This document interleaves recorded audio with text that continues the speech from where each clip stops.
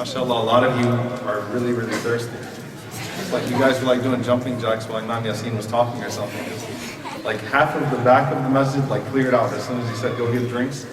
So, but still, with that being said, one of the things that I want to do, I understand that there are people that represent different demographics of the community here. So we've got parents here, we've got teenagers, we've got younger kids who are looking like, what are these guys talking about? Right? We have different demographics. I'm going to focus on, and I can't, because I don't believe in accommodating everybody, so I'm sorry. Some of you are going to feel extremely left out of this talk, okay? I'm going to focus on who I think is the most important, which is that age, that early age of the teenage years, when you're just starting to discover, or someone who's going through a really bad relationship right now, or someone who's met the one, right? Now, if I had YouTube to my benefit, to my disposal, I want you guys to go look up a video whenever you get the chance, all right? You don't have to type this in your phone, it's easy. Stop looking for excuses to use your phone. Everyone got the number? If you're typing a really long question, then stop, just wait till the end. Why guys and girls can't be friends? Anybody seen that before? Why guys and girls can't be friends? Okay? It's not an imam, it's not going to be a boring shaykh, okay? It's not going to be a lecture. It's literally a college student, this guy on some campus, I forgot who it was, non-Muslim, who basically went around asking guys and girls if they could be just friends with the opposite gender, right? So all the guys that he was asking, were like, yeah, right, The girls were like, yeah, of course, yeah, I have plenty of guy friends, And then he kind of flips the script and he goes, well, do you think that guy friend of yours would be willing to date you if you were to offer yourself to him? And they're like, yeah, right? So then, point being made, basically, guys and girls cannot be friends. Imam Yassin said it. You have to understand this, especially girls, okay? Those of you who think this way, see, all the guys know it. You guys know this, right? You can make this up and you can try to fool yourself or fool someone else. But girls, trust me, we're men. We're not going to lie to you. Guys and girls cannot be friends. Unless you guys have been neutered, you are not appropriate. You cannot be friends. Okay? Khalas. Case closed. Everyone understands that? Does anyone have any objection to that? Anybody? Alhamdulillah. Now that we've got that out of the way. How many of you watch Nancy Grace? Sisters. Nancy Grace? Guys, Nancy Grace? If you're a guy that watches Nancy Grace, maybe you can be friends with her. Point I'm trying to make. Alright. So do you all remember the Aisha Khan thing? The girl that disappeared in New Jersey? Right? You guys remember that, right? So Nancy Grace, whenever they were looking for her, Nancy Grace, basically what she does, she's a reporter on CNN, and what they do is they try to find subjects that will, invoke a sense of emotion and things of that sort. So even sometimes topics that aren't really that important, right? And that's what the news does, right? It's like, okay, 500 kids died in Somalia today, but Britney Spears shaved her head, right? And that's headline news. So what she does is she always goes out and she finds the most newsworthy or the things that will keep people's attention. So alhamdulillah, they decided to talk about a Muslim, right? Unfortunately, she wasn't really kidnapped, but they decided to talk about a Muslim sister, right? Who was going through that ordeal. And what she did was she brought her brother, right, on the phone. She had her brother on the phone. And she's really, really, really annoying, all right? I can't stand her. I couldn't stand her before this whole thing happened. But anyway, what she was hinting at was that the girl ran away because she was forced into an arranged marriage, right? That's what she's hinting at. So she's going after her brother, who you can imagine at that moment doesn't feel like dealing with this whole thing, but this is what makes the news, right? This is what makes the news news. Going after her brother and saying, was she in a love marriage or was she in an arranged marriage? Right? And what she was hinting at, she said, was your marriage arranged or was your marriage a love marriage? Right? And essentially he's saying no, he's saying no, I met with my wife a few times before, we got together and then we got married and things of that sort. And then she said, well, here in America, we have love marriages. We get married when we love each other, right? And that's what she was saying. And subhanAllah, the issue here is that our deen, the concepts of our deen, the things that make Islam Islam are consistently under attack. You are consistently being told that your religion is backwards, that your religion is not applicable to you as a 21st century American. You are consistently being given that message. I'm consistently being given that message. We watch movies, we listen to music that gives us that message, right? The people around us give us that message. Sometimes Muslims act that way, right? Because whenever Muslims start to behave in a very different way whenever a non-Muslim is in the room, and we become apologetic over our faith. No, we're not terrorists. We don't believe in violence. We don't believe in jihad. There's no such thing as jihad. Who said anything about jihad? There's no such thing as hijab. What are you guys talking about? We're just like you. Let's all just hold hands and sing kumbaya. Let's have an interfaith dialogue, which is really just me trying to be accepted, right? We have kind of accepted this inferiority thing. Right? It's an inferiority complex. We think that our deen is inferior. We think that our deen is what makes, our countries back home or where our parents came from backwards. Right? We think it's Islam. We take, unfortunately, because of our ignorance, the cultural innovations that have been passed down to us. We think Islam is backwards because of those cultural innovations.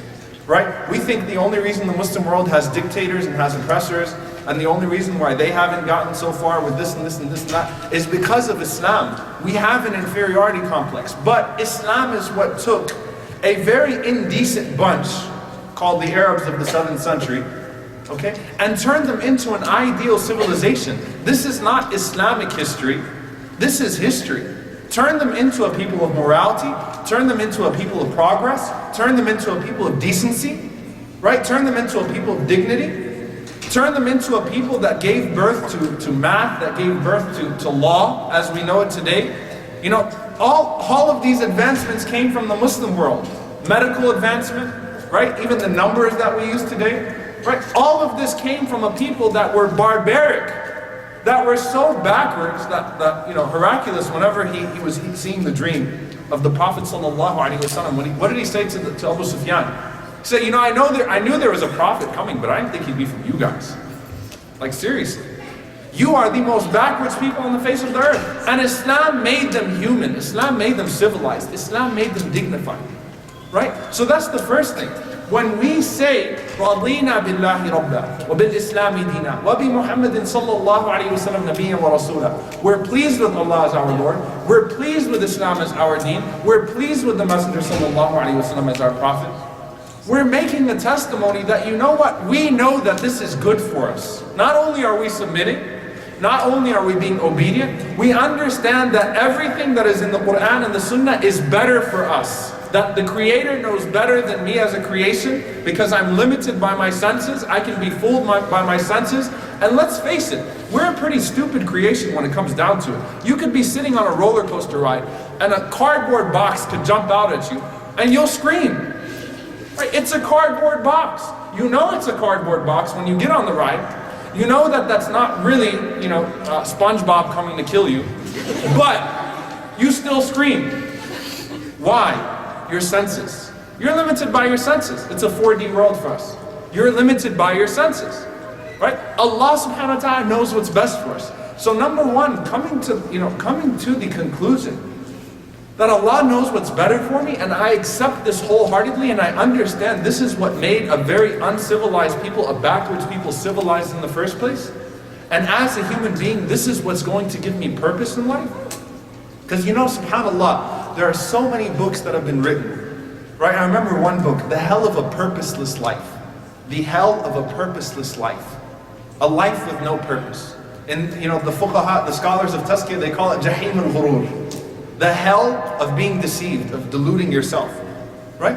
And this is essentially what's happening when we're actually believing that our way is inferior. And let me tell you why, subhanAllah, aside, I appreciate what Imam Yassin did. He brought statistics, right? He didn't just say Quran and Sunnah says this. No, these are statistics. Sometimes we need to be slapped upside the head with those things. And subhanAllah, when it comes to the idea of a love marriage, right? And essentially it's infatuation, as we said. SubhanAllah, you see all of the pleasant things that the other person is putting up as a front, right? You see their best face, and you have no idea what's under that wrapper, right? It's almost like looking at a piece of chocolate that's wrapped up with a nice wrapper, not knowing what the ingredients are, not knowing where it came from, not knowing anything about it, and saying, I want that one. Just because of the wrapper, right?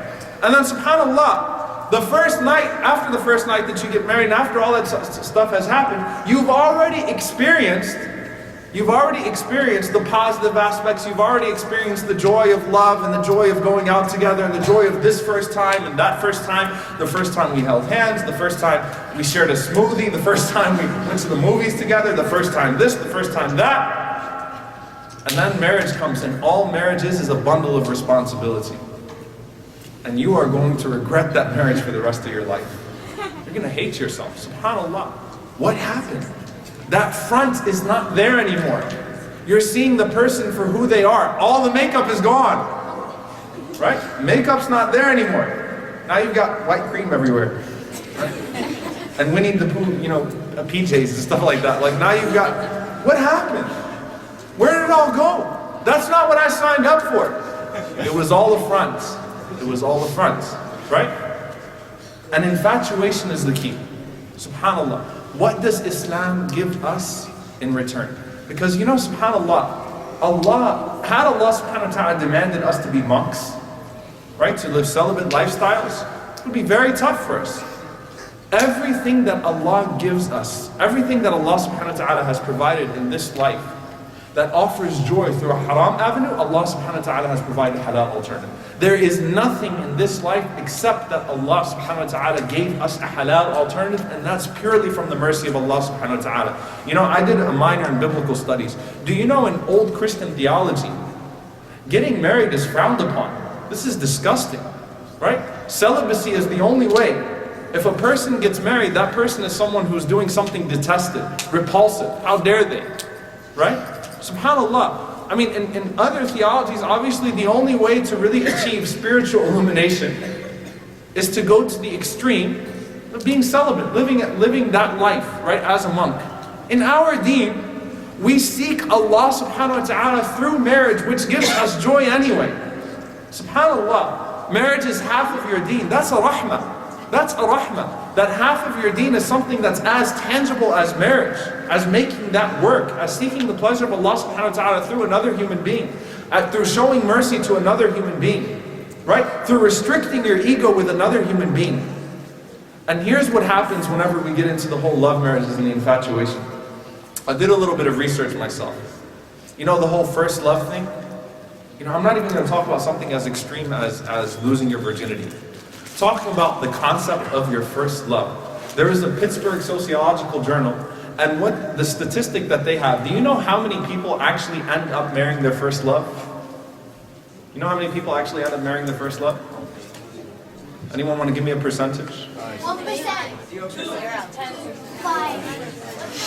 0.85%. That means if you meet 100 people, 99 of them ended up marrying someone, or if they even got married, right? 100 married people, 99 of them married someone that they did not think they were going to be with. 99 of them fell for it. And you think Allah subhanahu wa ta'ala is giving us something that's hard? Ask the people that have been through relationships. That's a hell. That's Jahim al-Ghurur.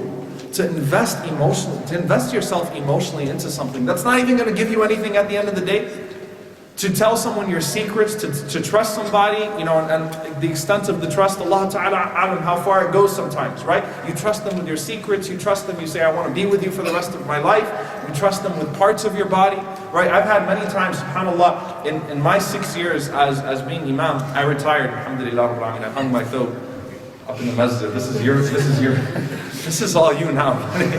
SubhanAllah. So I had so many situations, religious MSA kids that were like all into it, right? And the sister who wears hijab and jilbab says, well, we Skype, and I decided I can take off my hijab in front of him on Skype. I just take off my hijab, because I know I'm going to marry him. I know I'm going to marry him. It never happens. Never happens. Why? Because there's no barakah in it from Allah subhanahu wa ta'ala. It always falls apart. It always falls apart.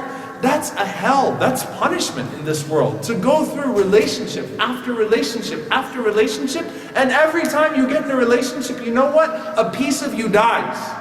Capacity to love dies. Capacity to trust, a piece of that goes away. Right? Your emotion, all of it, it gets lower and lower and lower and lower. Your expectations, they only rise. Because you're seeing more and more and more flaws. Right? SubhanAllah, you know, when you talk about how detrimental pornography has been on society, why has pornography been so detrimental to society? Why has all of this whole, you know, this image that's being shoved down our throats, why is it so detrimental? Because it's not real. It's not reality. And the fact of the matter is whenever you find out that reality is a lot harsher than what it's been made out to be, then it's hell, it's punishment, it's jahim al-ghurur. Consistently going relationship after relationship after relationship, trying to make it work, trying to find a way to make this halal, trying to find a way to get my parents to agree with this. And then that doesn't happen, subhanAllah.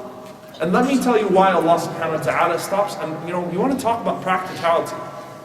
Rasulullah sallallahu alayhi wa sallam said, get married for you can get married for 4 reasons. You get married for a person's wealth, for their status, for their beauty, or for their deen. فَاظْفِرْ بِذَاتِ الدِّينِ تَرِبَتْ يَدَاكَ. Choose deen, or else, you know, may your hands be covered in dust. Meaning, it's permissible. Look, you can get married to a person because you like the way they look. It's halal, but it's not smart. It's not smart. Allah subhanahu wa ta'ala gave you that options from the mu'amalat. From a fiqhi perspective, as long as you fulfill the requirements of marriage from both sides, if you decided to pursue a person for their beauty, it's halal. It's just not wise. It's not smart. Because that's not something that's going to last. The looks will go, and then you'll have to deal with the other stuff. And the other stuff might not be so pleasant. And what Allah subhanahu wa ta'ala is protecting us from is having our rationale slanted, our thinking slanted. No one of you can tell me that dating does not make them biased and does not make them make an uninformed decision. Marriage is a lifetime commitment. This is the person that's going to be the other parent of your children. This is the person that's going to come. This is the person you're going to confide in. This is the person when you go through financial difficulty. The economy is only getting worse. And trust me, you will go through financial difficulty at least once in your life. You will. Right? This is the person that you're going to have to lean on for support. This is the person you're going to have to lean on whenever you get betrayed on the outside. And if you're not making a rational and informed decision whenever you get married, then you're just like that person who's basically willing to eat a piece of chocolate just because they like the way the wrapper looks. Right? Allah subhanahu wa ta'ala wants us to make the best decision. Why? And let me tell you what. A lot of times we go into a relationship with the whole halal cover because shaitan deceives us.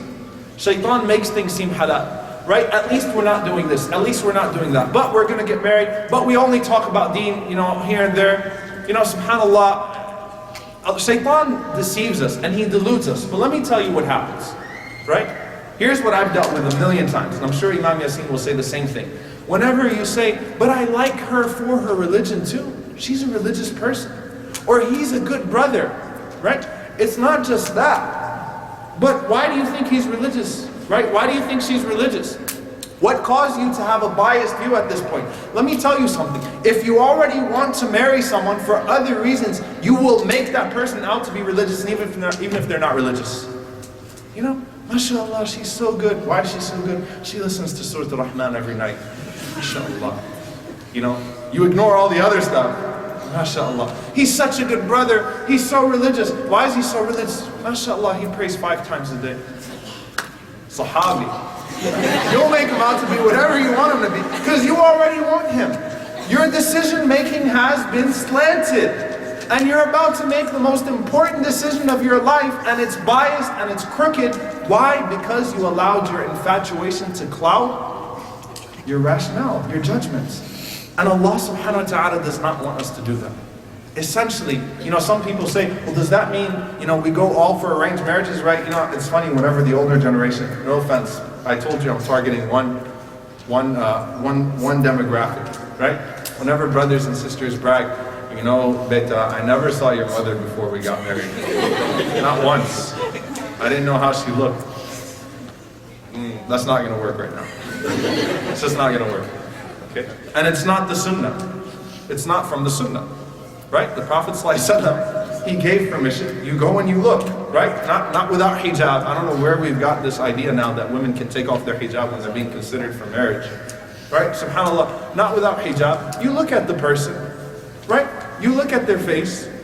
You get to know one another. Fine. In a halal way. I'll talk about what that means exactly. Unless I get that 5-minute card or time up. But those things are factors in the marriage. They're factors in the marriage. But what do you look for first? What is the basis for your pursuit of a person? Deen. Right? So essentially, when you want to eat a piece of chocolate, does anyone have a piece of chocolate here? I need a demonstration. Or a piece of gum? MashaAllah. MashaAllah. I'm keeping this, by the way. I'll keep save the Butterfinger for you. Kit Kat.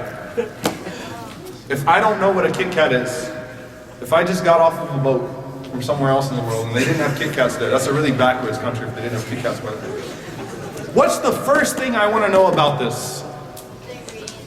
The ingredients. What is it? What is it made of? Right? Is it chocolate? Is it hard candy? My teeth can't handle hard candy. I'm not a big fan of caramel. Is it white chocolate? What is it? Milky Way? What is it? Milk? What is it? The first thing you want to know are the ingredients. The ingredients are something that you look for. And you know what? That's going to lead you to the next step. Where did it come from? Where was it manufactured? Look, let me tell you guys a secret about chocolate. It comes from Switzerland. It's awesome. And England. What? And England. And England? I wasn't very impressed with the food thing. I was just in the UK last week. They were giving me a hard time over my American accent. It's like, subhanAllah, I don't know how you adapted here, man, when it comes to because everything I would say there turned out to be funny.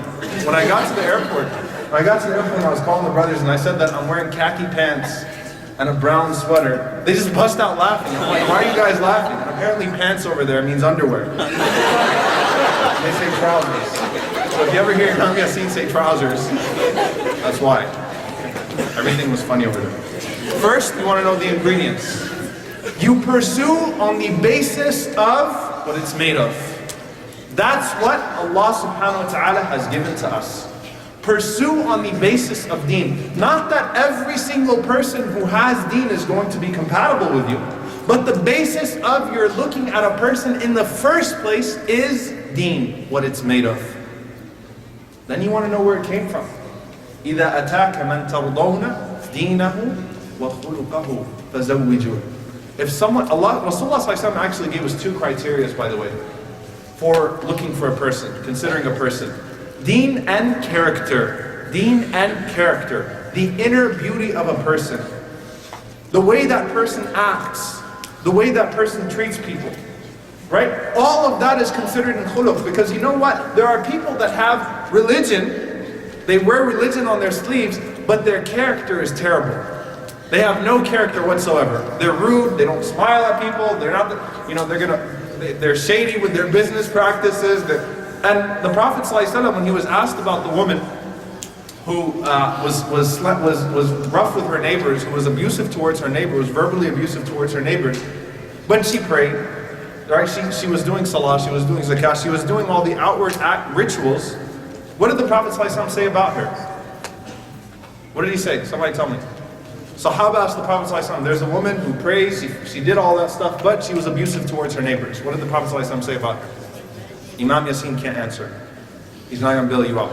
What did he say? Come on. Yes. Hiya finnar, right? We all know that she's in hellfire part. Usually, even the adults will say she's in hellfire. But the Prophet ﷺ said something else. The Prophet ﷺ said, La khayra fiha hiya finnar. She has no good inside of her. She is devoid of spirituality on the inside. She's in the hellfire. Meaning what? Khuluq, the inner beauty of a person, translates to how they deal with the people. Right? So you look towards their deen, you look towards their character. Then is it important to consider beauty? Is it important to consider physical attraction? Yes, it is. It's not haram. The Prophet ﷺ would not have given permission to look. These were Sahaba, these were the greatest men. This was the greatest generation. Why? Because if I'm not physically, I'm not saying that that person has to be, what I've been looking at, in terms of billboards and in terms of what I've been seeing on yahoo.com whenever I log, whatever. I'm not saying she has to look like that, right? And by the way, let me tell you something. People who are picky with looks end up marrying someone that totally is below their standards. Like 10 years later, once they start balding and getting fat, then all of a sudden the standards have gone down, right? The standards are not there anymore. So I'm not talking about being too picky, but I'm talking about minimal physical attraction, something that will help me to lower my gaze. That's practicality. Allah subhanahu wa ta'ala gives us that, right? I need someone that's going to help me lower my gaze. I need to look towards someone that will help me lower my gaze. That's fine. That's acceptable, right? The other factors come in, right? And yes, is family considered? Yes. Let me tell you why. The main reason why marriages, and by the way, the statistic, I'll be the first to admit, the statistic that shows how much more successful arranged marriages are than love marriages, this is what they would call it, right? Obviously there are different degrees of arranged marriages, but the statistics show that arranged marriages are much more successful. But I'll even say that statistic is biased because of culture, no doubt about it, right? In some cultures, getting a divorce is blasphemous, right? So yes, that statistic is biased, but at the same time, one of the major points that's made there about why it's better to marry with your family on your side, right? Where there's agreement between the families, where there's a sense of sakina, where the environment is tranquil and peaceful, is because whenever you have problems in your marriage, you will have problems in your marriage, who are you going to go to for support? You're going to go towards your family. You're going to go towards your family. You're going to count on them. Even if you think that you're not going to count on them, at the end of the day, you will go back to them counting on them. If two people get into a marriage where the parents don't like each other, or the parents don't like the other person, we already made this happen, and then we're saying, Dad, Mom, you have to, you got to deal with this. It's going to happen regardless. What happens is when those problems start to take place, they have no one to look to for support, right? The external environment is actually pushing them to separate, right? And that's going to come most of the time when people get married only because of infatuation, because they've spent time with each other, so on and so forth. That's usually what's going to come, is an unsupportive environment. That's not Quran and Hadith, that's statistics. That's how it is, right? And if everything around you is pushing you to separate, you know what the divorce rate in this country is?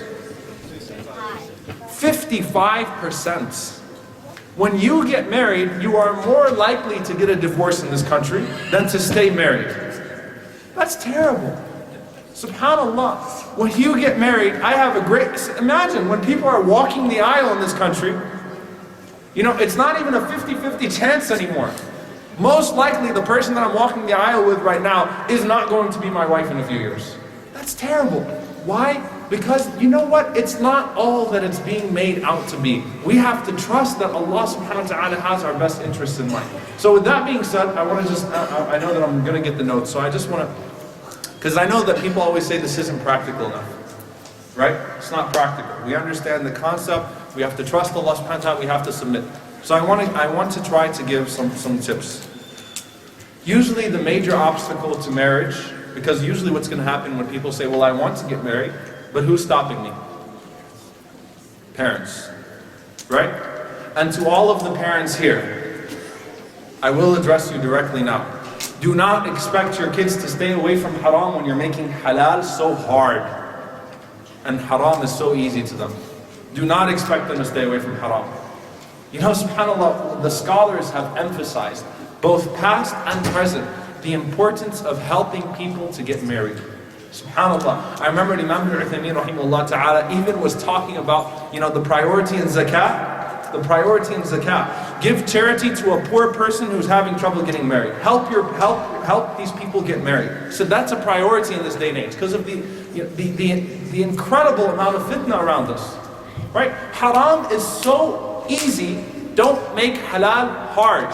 And it's just, we're just not living in a society anymore Or even if you go to these websites, right? And it's like, subhanAllah, you look at the demands, right? 30-year-old dermatologist, seeking, 32-year-old dermatologist from Hyderabad or from Gujarat or from whatever it is, or from Ramallah or whatever it is, whose grandfather rode a donkey with my grandfather or something like that. It's like, seriously? And then you say you're not racist, and then subhanAllah, whenever the time comes, whenever someone comes who has deen, who has khuluq, who's compatible, right? Well, they're not from our family, they're not from our race, they're not from our tribe, they're from a different country. Oh, don't you know, all of these people are like this, all of those people are like that. That's satanic, subhanAllah. And you wonder why your children are not motivated towards doing things the halal way. So parents, make sure that you're supportive. Even if you are not, I'm not even going to pay attention to this. Even if you're not in agreement with that person, right? Even if your kid comes up to you at 18 years old and says, Mom, Dad, I want to get married, even if it's not realistic at that point, at least show some support. At least say, okay, we're going to help you inshallah. Just get through this much, and I don't mean get through med school and residency and then get a job for 2 years, right? It's unrealistic, I'm sorry. Get through this much, then inshallah, we'll help you. We will help you. We'll support you. SubhanAllah. At least show them support. Show them that I'm in your corner, that I want to help you. I understand this is an obligation. I'm going to be on your side, because it makes the youth very, very, very hopeless when they get just a flat no from their parents. So we have to support our youth, inshallah ta'ala, in getting married. And yes, getting married young is from the sunnah. Getting married young is from the sunnah. Rasulullah sallallahu alaihi wasallam said, the person who gets married to protect themselves has a right upon Allah subhanahu wa ta'ala to be supported. Allah subhanahu wa ta'ala is not a $500,000 making, doctor somewhere. Allah subhanahu wa ta'ala is the creator of the universe. And the person who tries to protect themselves for the sake of Allah subhanahu wa ta'ala and goes out, to seeking marriage the halal way, Allah subhanahu wa ta'ala has guaranteed them that He will help. So we have to trust Allah subhanahu wa ta'ala also as parents. We also have to have our trust in Allah subhanahu wa ta'ala. Now on the flip side of that, I remember Shaykh Abdul Bari Yahya just recently, he posted something on his Facebook that was really, really interesting. But he said basically, if your mom is still folding your bed sheets and still doing everything for you, then don't expect to just get a wife who's basically going to replace your mom. You have to also show that you're responsible enough, inshallah, that you're making steps towards that you're motivated, that you're on your way to trying to become financially independent, so on and so forth. Okay? Make that way. Fine. Now, let's say that the parents are not agreeing to the person that you want. Alright? There are plenty of fish in the sea. Seriously. There are plenty of hijabis in the masjid. There are plenty of thobes in the masjid. Plenty of fish in the sea. Now, if it's a situation where this is a person that is truly, subhanAllah, who's really at a different level, seek the counsel of the mashayikh, seek the counsel of the imams. Try to get people involved. Make his life a little bit harder. Give him more work. Seriously, let me tell you why. In many communities, when I say that I feel guilty, because the first thing that's going to come back to me is that people are going to say, we don't have imams in this community. Dallas is blessed. Dallas is blessed. MashaAllah. There's imams everywhere. Use those imams. Use those counselors. Get other people involved. Fine. And at the same time, you pray istikhara. This is the biggest decision in your life. You pray istikhara. And when you pray istikhara, please don't expect a dream to come. And if you see a dream, you've been thinking about that person anyway. It's not the answer to your istikhara. Alright? If you prayed istikhara and then mashallah you saw your knight in shining armor, it's just because you were thinking about it. It's not istikhara. Istikhara, you're essentially asking Allah subhanahu wa ta'ala, if this is good for me, make it easier for me. If it's bad for me, put obstacles between me and it. Simple as that, right? Trust Allah subhanahu wa ta'ala with that. Sometimes people come to me and they say, I want to pray istikhara. How do I pray istikhara? Then when I tell them what istikhara is, they're like, can I just make dua to Allah subhanahu wa ta'ala to give me that person? So basically you're saying whether it's a good move or not, I still want that one. Even if it's good or bad. Trust Allah subhanahu wa ta'ala. pray istikhara. And do not, listen to me very carefully. Sometimes you will be justified in doing this in the sense, sometimes you will find someone who's compatible, but your families are not agreeing. You don't understand how important families getting along is to our marriages. You have no idea, subhanAllah. It is that important, it's that crucial, right? And do not sacrifice a relationship that started with your existence on this earth for a person that you've known for 2-3 months. Seriously, don't sacrifice a relationship for 20, 25, 30 years for a person that you've known for 2, 3, 4 months. You cannot be willing to throw that out of the door. You can't, right? If your parents are unjustified, and really, there are not many options, get someone else involved, try to reason with them, try to bring them, inshallah ta'ala, try to bring them to agree to that. But then, just make sure you are not going to be one of those people who comes and says, well, in this school of thought, I don't need a wali. Come on. Don't play that game. Don't play that game. Or, technically speaking, I don't need my dad to agree. I don't need my mom to agree. Right? Don't do that. Don't throw away those relationships. If you start, and this is why, again, the rahmah of Allah subhanahu wa ta'ala, the wisdom of this deen, if you start and you make a rational decision, and when you are looking at potential candidates for marriage, you don't have anything that's making you biased, that's slanting you towards one direction or the other, and you ask the tawfiq of Allah subhanahu wa ta'ala, and you include your family, involve your family from the very, very, very start, inshallah ta'ala, you will find that person. Be patient. You will find that person. Do not put yourself through the torture of relationship after relationship after relationship, thinking that that's a better alternative. That's just going to make you more depressed. That'll ruin you even more. And I can tell you, subhanAllah, many imams, many people that you might look up to and respect, they've been through that too. Everybody goes through a phase, right? But just make sure that when Allah subhanahu wa ta'ala guides you, again, when you are going to make the most important decision of your life, make sure you make it considering all of the factors. And if your family, parents, please listen to me. Cooperate with your children. Help them, right? Don't be hypocritical with your standards. Help them find that right person. Be supportive of them. Listen to them. If they have someone that they're considering, listen to them. Right? Consider, subhanAllah, the best option in that regard. Right? And make sure that you don't allow them to become hopeless. Because if they become hopeless, essentially Shaitan became hopeless. Ablasa. Time up. Alright, fine. Shaitan became hopeless. Ablasa wa shatana. He became hopeless. He distanced himself from Allah subhanahu wa ta'ala. That's why Shaitan does what he does. Don't allow your kids to become hopeless. Help them. And youth, don't become hopeless, because even if your parents are terrible and even if your parents are not helping you out, if you go out and you form a haram relationship, you're still going to bear that burden on the Day of Judgment. Okay? You're still going to bear that burden. So inshallah, because my time is up, I'm going to stop blabbing now and I think we'll take questions inshallah. Jazakumullah khair.